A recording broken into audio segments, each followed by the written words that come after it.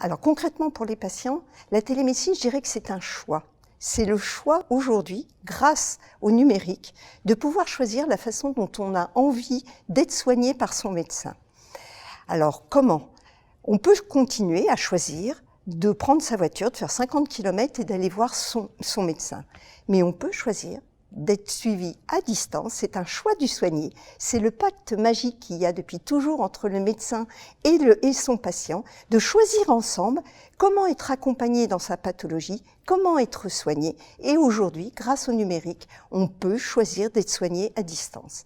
Ce n'est pas uniquement réservé, et ça c'est quelque chose qui nous désole un peu à l'heure d'aujourd'hui, à la veille du déploiement de 2018, seulement réservé aux parcours complexes, aux patients. Bien sûr, ce sont les patients qui coûtent cher, ce sont les patients sur lesquels il fallait repenser les parcours. C'est vrai qu'on peut améliorer la prise en charge de tous ces gens qui vieillissent de plus en plus, mais qui vieillissent mal avec de la pluripathologie. Mais il n'y a pas qu'eux qui doivent bénéficier de la télémédecine. La télémédecine doit être un déploiement simple, harmonieux pour tous. Pourquoi uniquement des cabines ? Pourquoi ne pas faire simple? Choisir des outils simples. Est-ce que vous avez besoin d'une cabine de télémédecine pour parler ou de se voir, puisqu'il faut la visio, avec une tablette à distance avec son médecin? Son médecin, il a un logiciel métier qui est sécurisé. Qu'est-ce qu'il a comme obligation dans la téléconsultation? On a l'obligation de faire un compte-rendu, une traçabilité. Il peut très bien la faire dans son logiciel métier. Et il peut très bien me parler.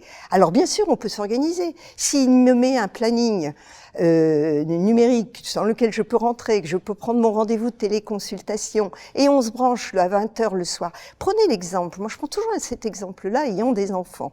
Ces jeunes mamans qui, à l'heure d'aujourd'hui, veulent aller chez le pédiatre avec un enfant qui est à l'école. Elle doit prendre un RTT, parce que c'est le mercredi.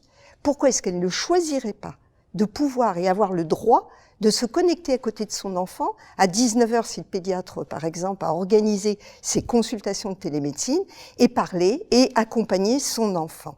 En revanche, la télémédecine va changer l'organisation d'une journée de travail d'un médecin. Il va falloir réellement développer la gestion du temps. Ils sont déjà extrêmement surbookés. Et est-ce que, obligatoirement, la télémédecine, cela va être des actes en plus? On entend toujours ça. Mais pourquoi faire une téléconsultation? Si moi, soignée, je choisis de la faire à distance, elle va remplacer un face-face. Mais elle ne va pas s'ajouter.